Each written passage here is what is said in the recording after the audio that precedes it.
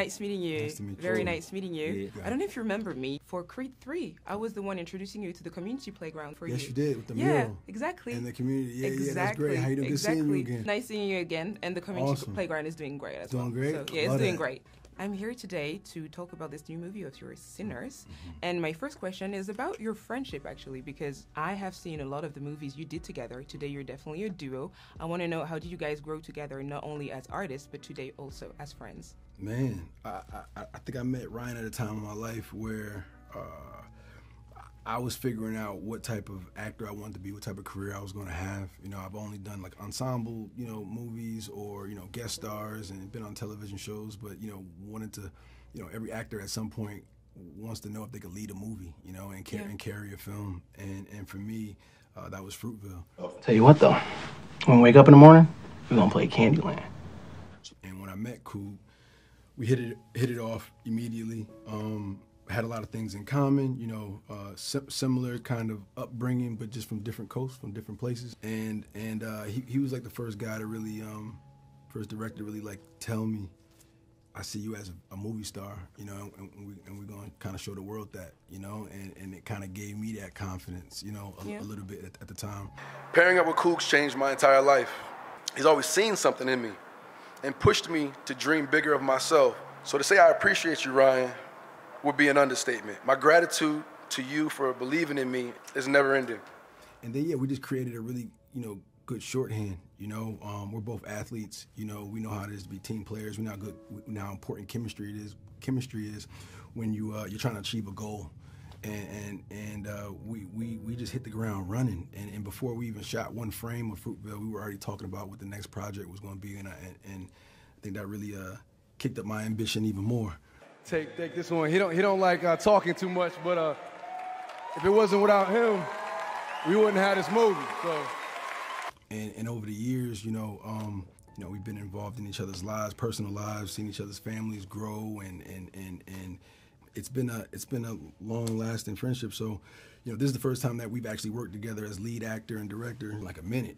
Yeah, 13 years. 13 years. So it felt great to kind of get back in that rhythm. Also for you, Ryan, this is also your first time doing a horror movie. I needed to ask you this question. Why twins? Why twins in this movie? I think a lot of people ask you that question, but I just wanted to know for myself. Yeah. That's actually I haven't heard that one. Really? Why twins? Yeah, why twins? Yeah. I haven't gotten that one. Look at the poster. It's a story primarily about Africans in America. If you know the history of foundational Black Americans, they come from West Africa. Right? In Nigeria, there is a deity, a twin deity in the Yoruba religion. Yoruba people over-indexing the birth rate of fraternal twins. It's a thing that we reckon with. And I was born into a family that's littered with them. Like, so my mom's older sisters, Marilyn and Curlin, Monty Curlin was my godmother. And so my whole life, I could always tell them apart, even though they're completely identical,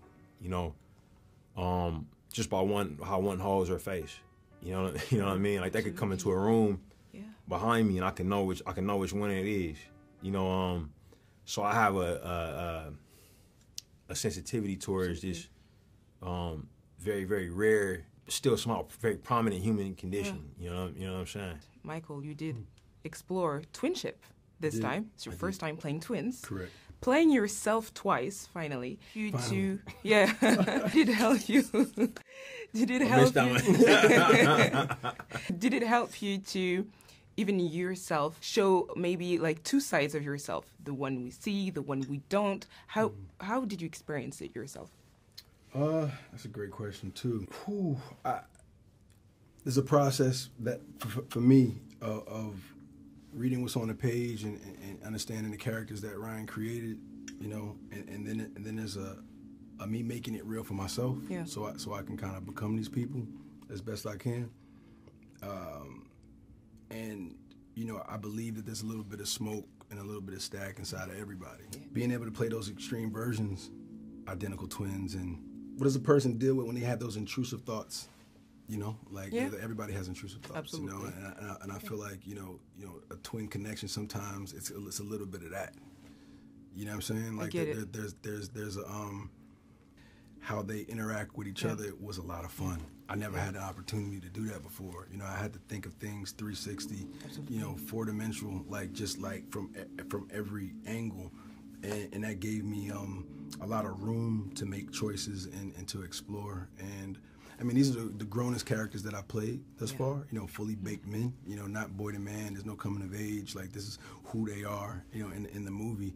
So that gave me a little bit of more of a foundation of, like, you know, this is who they are. This is their morals. This is their limits. These are their boundaries. This is their code, no matter what. And that was something that was like liberating and freeing, and did a little bit of the work for me in certain situations. You know, and it's a constant, it's an evolving thing. You know, we put up different situations, and you know, me and Coog will powwow and figure out, okay, cool, let's what's really going on right here, and let's talk through it. And how are they all having a conversation with each other? With each other. Yes, ma'am. And what I loved about the movie, that it's definitely, I felt like it was a love letter to blues. It was a love letter to music. And blues was a type of music that used to be called devil's music. In the movies, there's also inside of African rituals that also used to be demonized. What was the message that you were trying to send?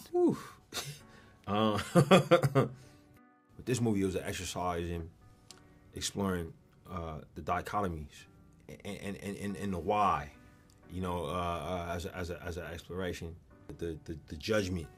You say the devil's music, and that transferred to all the music that born out of the Delta blues. It transferred to rock and roll, to heavy metal, to grunge, to hip hop. You know what I mean? Like, to the judgment. You know, everybody in this movie is using their advantage to survive in these awful conditions. Everybody. And for the twins, their advantage is just two of them. You know what I mean? Like, it's you know, that is their advantage. Every fight they ever had, every interaction every scheme they ever ran, it was always four eyes. And at the end of the day, you know, everybody's striving for a community in this.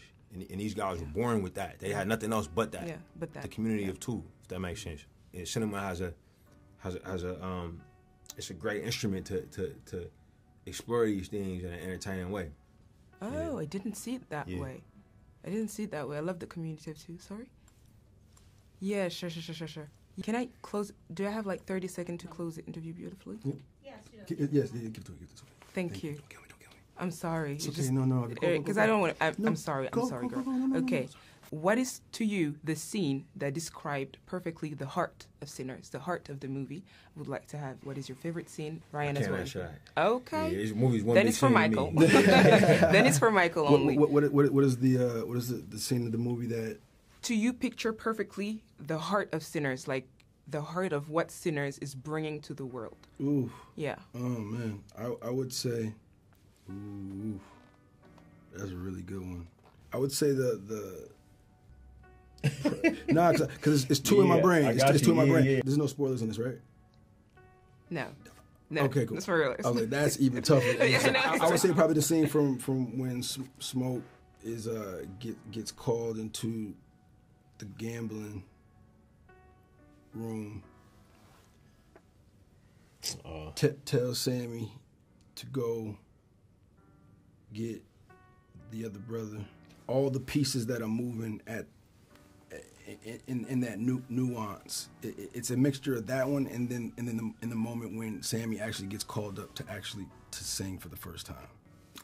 Yeah, I feel like you get a piece of every character in that movie, and in that scene, and I think that's probably the most complete from my perspective that I can give. That is. Thank you so much for your time. This is the end of the interview.